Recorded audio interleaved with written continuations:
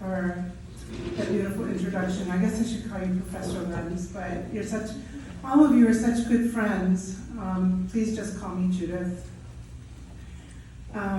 There's so much that I could say about how Holocaust Awareness Week at Biola began, but it was because anti-Semitism has always been there. It is worse now than ever, I will say that, in public, what we've seen on campuses and in the streets of the West and the global intifada.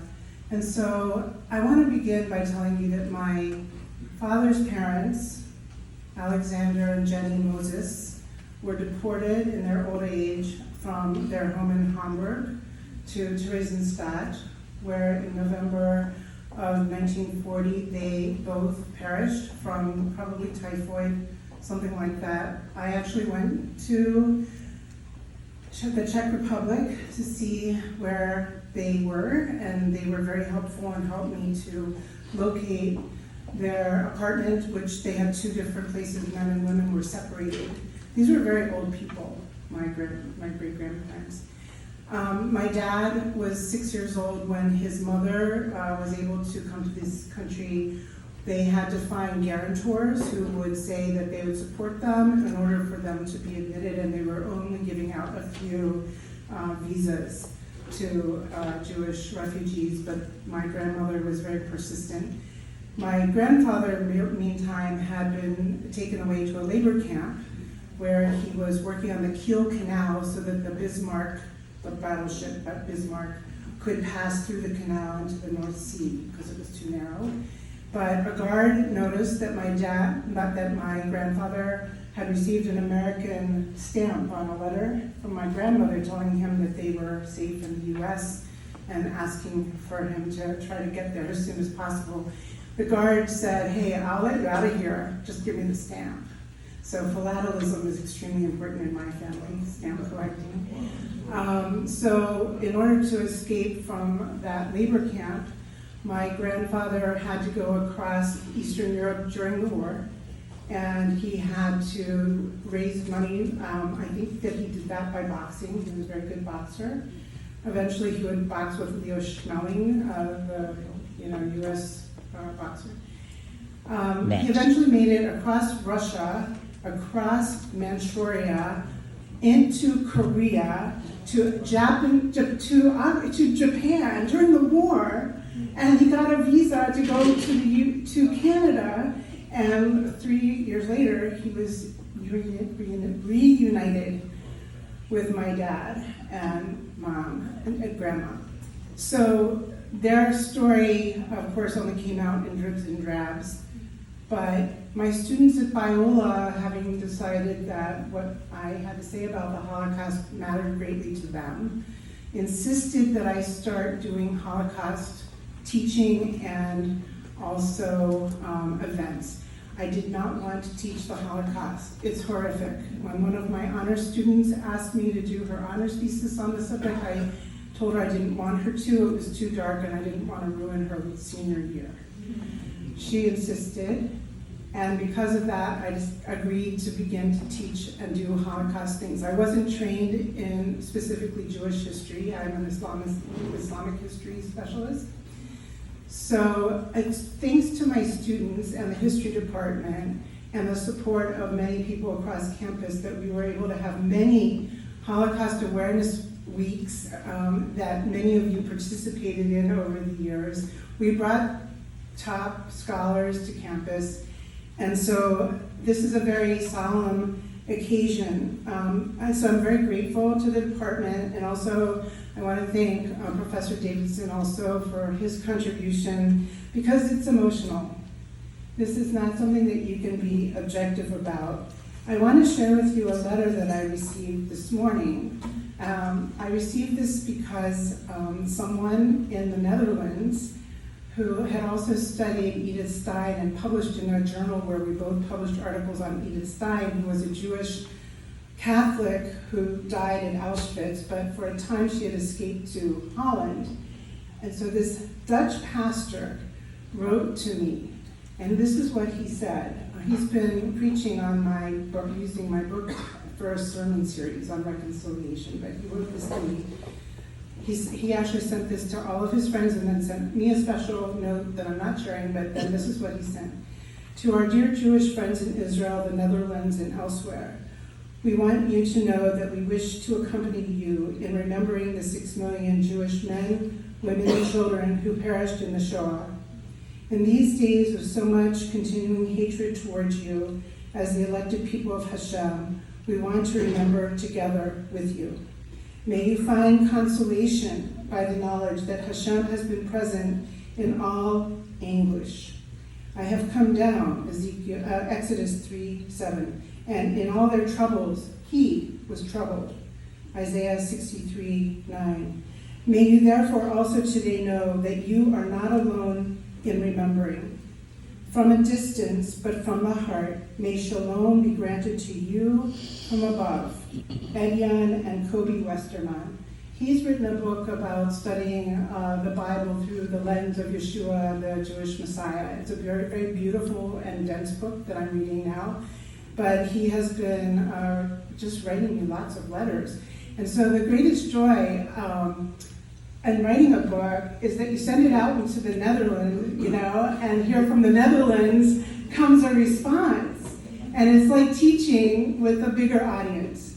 And so God answered my desire. I also have to tell you that over the past several years, I've been supervising. Before my stroke, I agreed to supervise a student working on a dissertation in Turkish history.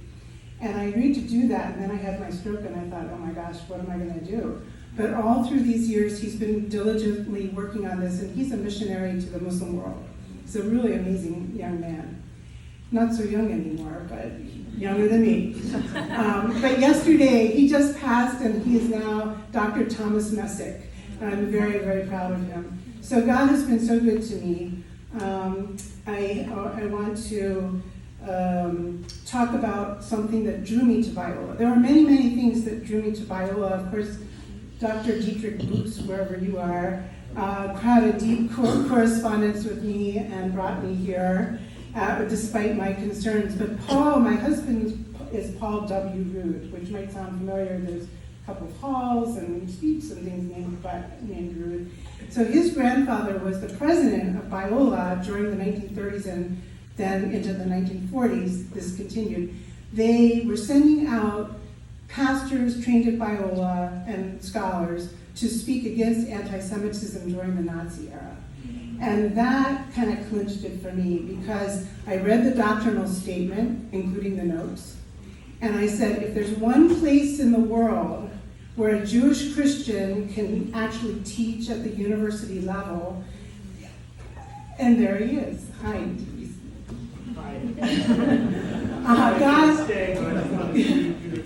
God answered my prayer. Thank you for coming. So those things made me decide that this was the one and only place that I could teach, because I already knew from I studied at a lot of places, and I taught in a few places besides where I studied. I taught in public universities as well. But I saw the Muslim Brotherhood infiltrating the academic world. And after 1979, everything changed. The revolution in Iran changed everything. It activated the Muslim Brotherhood as well as the Shiite world. And I just could not, there were so many social issues that you could latch onto at that time. There were a lot of issues about sexuality also in my early teaching career time period. So I just felt that I needed, I'm not here to give you my testimony, although I'd love to do that too, but that's not in my script. But this was the place. And then there was something about this place when I came that there was such a diverse student body and faculty and administration. It was unique in that because after 9/11, I went on a tour of Christian colleges and universities and spoke about Islam. That was what I was trained to do. And yet when I would be teaching and interacting with students, the level of anti-Semitism among Christian students blew me away. And I was very, very, very familiar with Palestinian Christianity and supersessionism, which means the church has replaced Israel. I was very, very, very familiar with this, but to see it in evangelical students really shocked me. And I decided after 9/11, my focus could not just be on Islam, but it had to be on Christian history. So one of the surprises of my life was to study and then teach. Can you imagine a Jewish girl growing up in a conservative synagogue who didn't like the whole idea of Jesus Christ? Even hearing the word was offensive. Teaching church history, oh my gosh, it was crazy. So here I'm taking on some of the biggest names in history who have missed this. I'm not going to name names, but you can ask me later. But I want to make the point that the Holocaust is a turning point in Christian history. Any book on Christian history that does not have a chapter on the Holocaust has missed the boat. This is why Christianity is failing everywhere, because the testimony of the church has failed. It's you guys. You are the messengers. God works through events and he works through people. And it's in your lives that he speaks. So you need to be salt and light and let the ripples radiate from you. That's my charge. And then I wanted to say a word somewhere in here. I say something about the Holy Guild of Christian Historiography. Some of you students are entering into that guild, and I'm looking at some of you. And I include political scientists. Because if you teach political science, justice theory, and you don't teach history with it, you're missing the boat. Ideas untethered to reality are very dangerous. That's why I became a historian and not a political theorist. Even though I was admitted at the University of Chicago because I was admitted as a political theorist and I married one. I'm telling you, history is where it's at. So the Holocaust is a turning point. The Shoah is the Jewish Day of Remembrance that they celebrate in Israel. So that's why today is Holocaust Remembrance Day. To many, October 7th symbolized the familiar lachrymose or tearful historical experience of Jewish suffering at the hands of their enemies. Yet I say that in Jewish history, the Hamas-Israel War marks a new era. This war has become a rallying point for those who support the Jewish people and those who seek to destroy the Jewish nation. Today, on Yom HaShoah, an entire generation of Israelis and Palestinians has been traumatized, and global anti-Semitism has swept across the West. It is the task of the historian to make sense out of conflicting and inaccurate statistics and reporting. Journalists write the first draft of history, but then historians have to sort it all out to find out what really happened. In the field of Holocaust studies, for example, the initial reports of the number that died in Auschwitz has been challenged, with the actual number of deaths in Nazi camps generally to have been estimated now not 6 million, but 4.5 million. However, new evidence has also shown that the number of Jews killed in occupied Poland and Ukraine was much, much, much higher than previously believed. That is the reason the total number of 6 million Jewish deaths during the Holocaust between 1939 and 1945 stands scrutiny. It is too soon to write a history of the Israel-Hamas War. I wrote my book during the first year of the war to equip Christians to understand the historical context of the conflict, and this is how it happened. I taught previously at another small Christian college in Michigan called William Tyndale College, William Tyndale being a great hero of mine, and I loved teaching there. I had an African-American student who was a veteran, and he and I just always liked each other. So we've stayed in touch. He's a pastor in Tennessee. However, he's also the chaplain. First he was the deputy chaplain, but now he's the commanding chaplain of General Carolus's Central Command in the Pentagon. He called me on October 7th, and he said, Dr. Rood, I need a briefing on what has happened, and then I want to put my whole staff, the chaplaincy staff for Central Command, on the phone from a secure location in Tampa. And I want you to brief us on how we're supposed to counsel our soldiers who are going to be fighting with Israel for the first time in the Middle East. Can you imagine what a mind-blowing phone call this was for me? This really nice young man who I knew when he was just coming out of the army, and now is a deputy bird colonel or something like that. I forget his rank, but Full it's in the colonel, book. yeah. He's a full bird colonel, which is the highest ranking African American in the U.S. Army. Besides, Chaplain like, Corps. brass backs. Yeah, okay. What did you say? Chaplain Corps. Chaplain Corps, yes. Right. So, an overview of my book. So, my book is built sort of around my previous book. So, when I came to Biola, the first edition of this book came out in hardback, and then in 2020, it was published by Biola again as a paperback, so it's now affordable. This is a very dense monograph about my research in the Islamic court. So I'm a historian's historian, I work with documents. It was really hard, but I'm very, very proud of it. On the back of the book is an endorsement by one of the leading Palestinians in this country, a professor of Palestinian history at Columbia University. So I am playing with the big boys. I always have, I always will, but I wrote this book that I'm talking about today for you. This is not a monograph.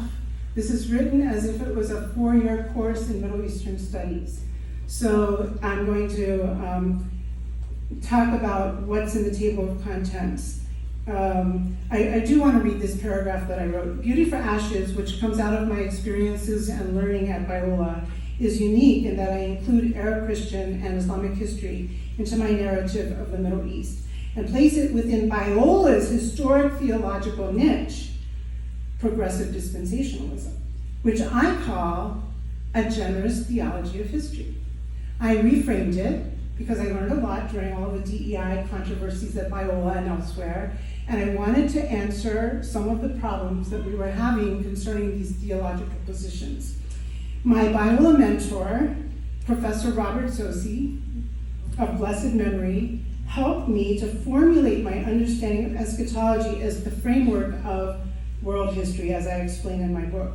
The second volume of Beauty for Ashes traces the development of my thinking at Biola on this subject and will be published later this year, inshallah. The table of contents. I want to, if you bought my book, good for you, thank you, appreciate it. The table of contents is very detailed because I wanted people to be able to flip through it and find specific questions. You don't have to read the book at one sitting, because you can't, because it's 400 and some pages, I don't know how many. But the first chapter is called Friendship in the Time Between Promise and Fulfillment.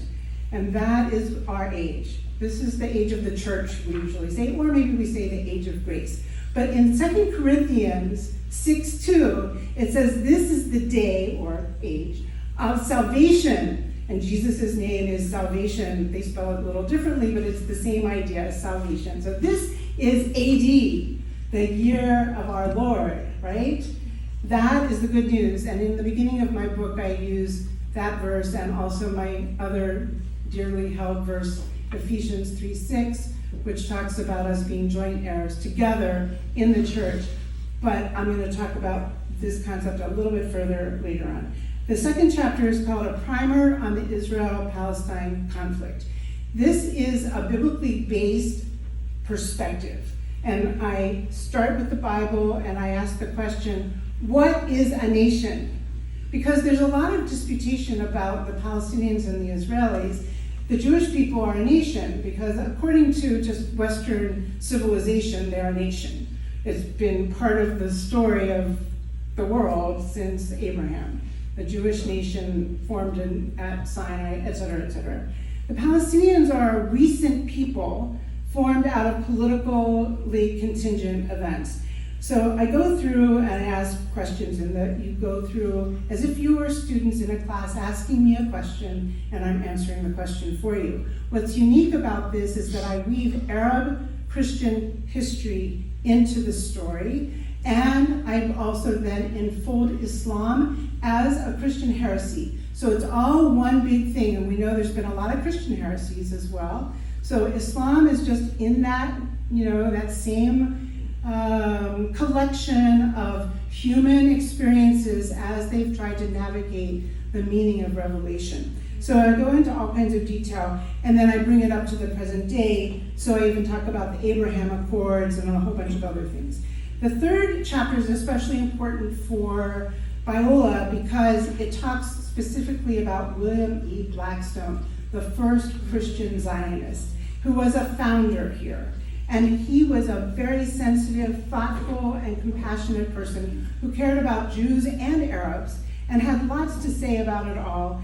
I am a historian who works with documents, so we have tons of documents in this book so that you can read the primary sources as people express their ideas in their times so that you can engage with their thoughts without judgment. You need to know what other people said and did. We can then critically analyze and assess the effects of these ideas, but we have to respect the people who were involved in this. That chapter is called The Emergence of Modern Zionism, the International Roots of the Israeli-Palestinian Conflict. And I was bringing out my international relations hat for that chapter.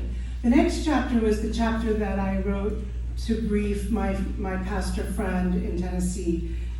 It's called The Al-Aqsa Flood and the Hamas Apocalypse. I felt compelled to publish this. At first I was going to publish it in a journal, but then I thought, you know what? I'm tired of working with other people, being my editors and having to deal with their mishugas. I'm gonna just take the leap. I'm just going to go ahead and publish this darn thing myself. I've done so much writing and editing over the years. At my age, I don't really care. If I made mistakes, and I did, whoever finds the first mistake, you'll get like a special award if you email me. And if you find the second mistake, you'll get an even bigger award. Because one is really obvious and the other one is a little bit more arcane. So I go into the development of the Wahhabi, the Wahhabi movement in Saudi Arabia that was the genesis later of the Muslim Brotherhood. And then I trace how the Muslim Brotherhood then became Hamas in Gaza. And why the complete repudiation of what I call this form of Islam is called Salafism, which is explained deeply in the book. That has to be repudiated by all people of goodwill. And the global intifada is showing us why. Everything that you see is because of this Salafist plan to take over the world. And if you want to be a woman and live under Islamic law, please go to Gaza or go wherever you want, but don't bring it here. Women in particular should be, I go on about this. I don't, not so much here, but the things I read in the press, it's just heartbreaking. The next chapter is called Reconciliation Before Peace, the Christian Imperative. And in this chapter, I trace my interactions with Palestinian and Jewish Israelis in the years like 2010 to 2018, where I was going to conferences, going to Bethlehem, meeting with people and listening, and what I learned and why I decided that I had to take a stand, because there was so much that needed to be addressed. And then the final chapter is my favorite chapter. It's called At the Intersection of Sixth and Hope, A Generous Theology of History. So a generous theology of history based in what I learned from Dr. Sosi especially, and just being at Biola and seeing and praying and crying a lot. Because being even a Jewish Christian at Biola isn't entirely at home. There's just something that you encounter all the time, which is the question, why do you need to be Jewish now, right? That's the question. We're all one in Christ. Well, my friends, I think Jesus spoke to us about this specifically. So I'm going to just jump ahead, and I'm going to read from the 21st century King James Version. Think not that I am come to destroy the law or the prophets. I am not come to destroy, but to fulfill. For verily I say unto you, till heaven and earth pass away, not one jot or one tittle shall in any wise pass from the law till all be fulfilled. Whosoever therefore shall break one of these least commandments and shall teach men so, he shall be called the least in the kingdom of heaven. But whosoever shall do and teach them, the same shall be called great in the kingdom of heaven. Theologians normally discuss these verses in the context of the law-grace conundrum. That's not where I want to be. That's not what I'm talking about. They miss what Jesus is prophesying here. And this is the miracle. His words have proved true. We still have the Bible. We have the Tanakh. It matches. The Dead Sea Scrolls prove to us that the writings that Jesus was reading in those days has been preserved. It's a miracle. The Jewish people preserved it through God's will, and the Bible preserved the Jewish people through God's will. It's not that much of a mystery when you realize that God has a purpose and a plan for the Jewish people. This was part of the testimony that led me to Christ, because the person who shared his faith with me, my dear husband Paul, at the University of Chicago when I was a tough, nasty, hard-headed intellectual, said, "My God is the God of Israel, and I believe that God still has a purpose and plan for your people." And I was like, what?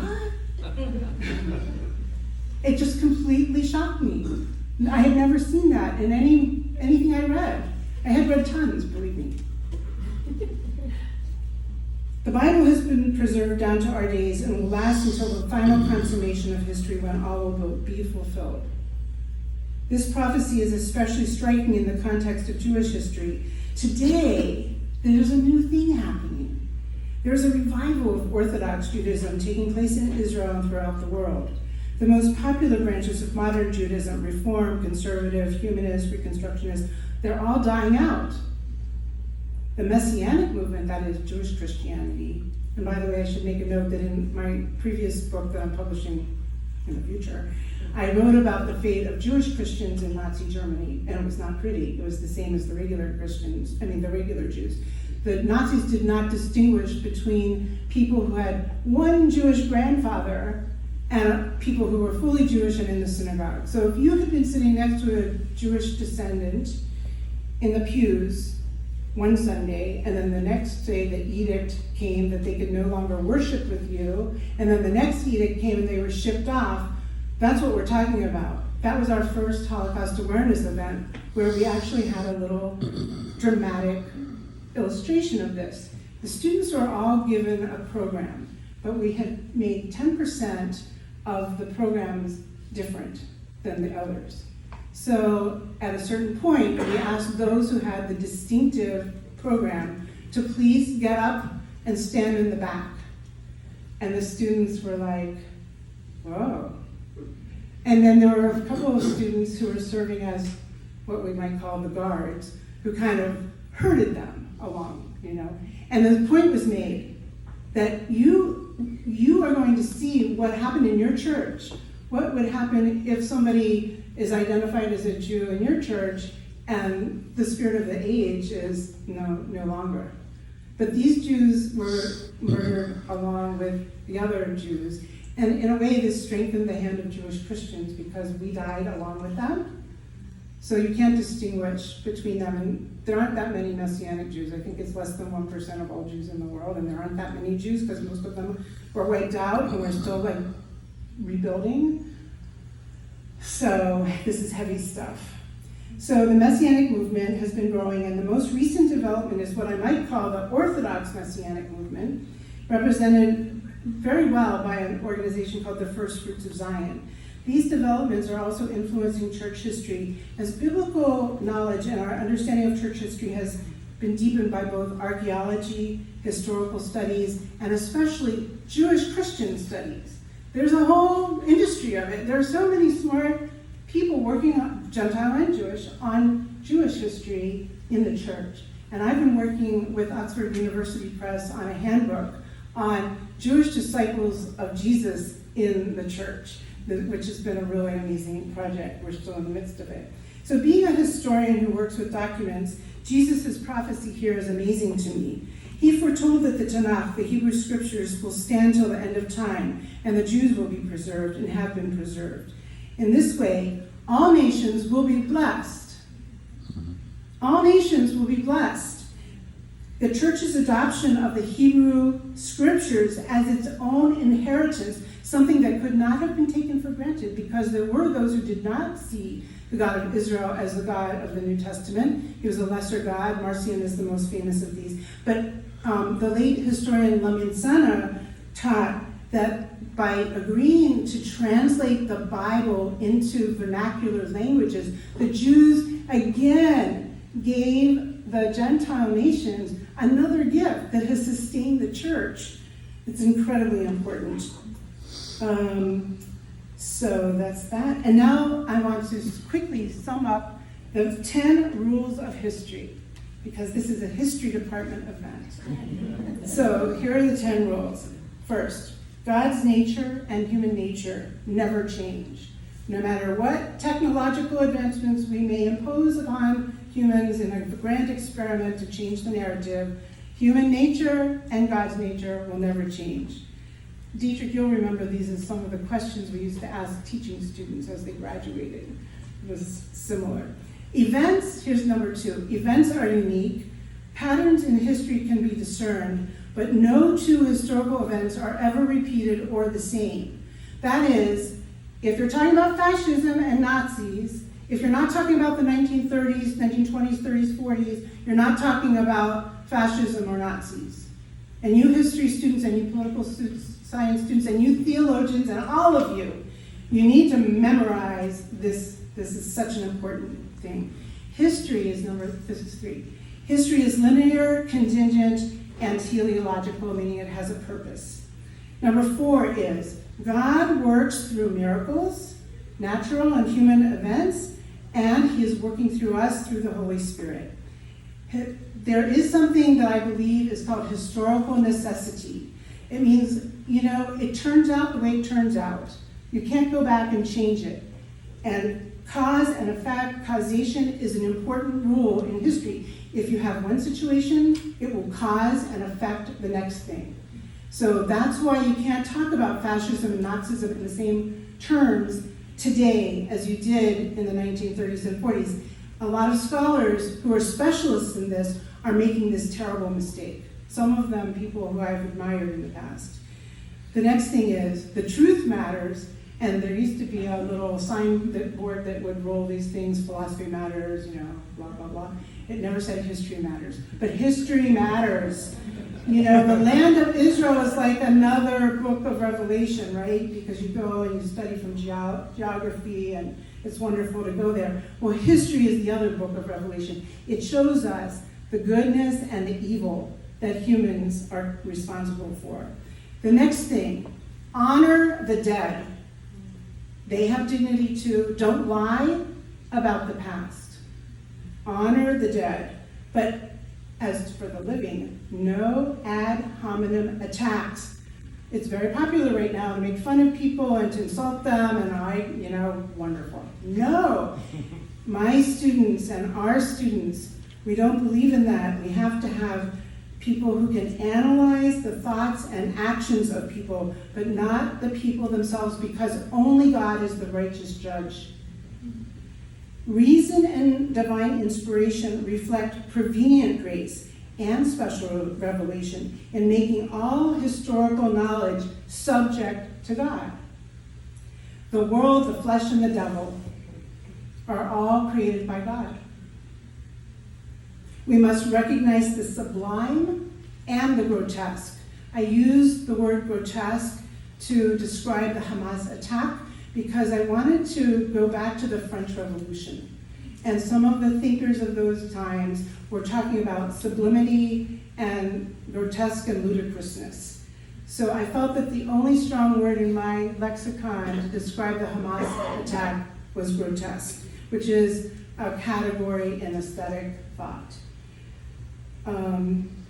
We must thank God for his protection, his provision, his compassion and mercy towards us. In Yeshua, we look to him for his mercy, and we are grateful that he is withholding his righteous wrath. Because in the days to come, who knows what will be unleashed. And when I was writing my book, I definitely did not know how is this going to end. At a certain point, it seemed like, Iran was going to bomb Israel. That didn't happen, praise be to the Lord. But lots of bad things could happen still. So a generous theology of history recognizes the universal and particular, and recognizes political and cultural diversity under God's sovereignty and providence. The main problem we have is replacement theology, supersessionism in the church. If you're being taught that the church has replaced Israel in any way, you're missing the prophecy of Jesus Christ himself, and it harms the body of Christ. We have to be strong about that. I've gotten a lot of responses about this, where people want to say, no, all the earth is the Lord's and we're all the same in it. No. I think the evidence is clear. The evidence of history shows us that there's something sticky about human distinctiveness. All of our cultures, all of our languages, all of that has withstood the test of time. We are different, and yet in Ephesians 3:6 we learn that we can all be together under God's sovereignty. The global intifada and the resistance to political Zionism and anti-Semitism is a rejection of Western civilization. Now, Western civilization was flawed because of anti-Semitism. It's like the number one flaw in Western civilization. However, we're now we're in the post-Shoah period, and we need to have a theology of reconciliation that recognizes what we've learned from history without trying to suggest that we're repeating history. We are definitely not repeating history. These are new things that are developing. When you're out there in the world, if there are words that trigger you, there are words that trigger others. Jewish people, secular Jewish people, religious Jewish people, Messianic Jewish people, need to hear from you like I heard from that pastor. I'm standing with you, I understand your pain, I don't care what you believe, but I'm walking with you across campus. Imagine what would have happened if all these students, Christian students, InterVarsity, all of these ministries I've worked with, had been walking with Jewish kids as they're crossing the UCLA campus. That would have been amazing. So, I did it.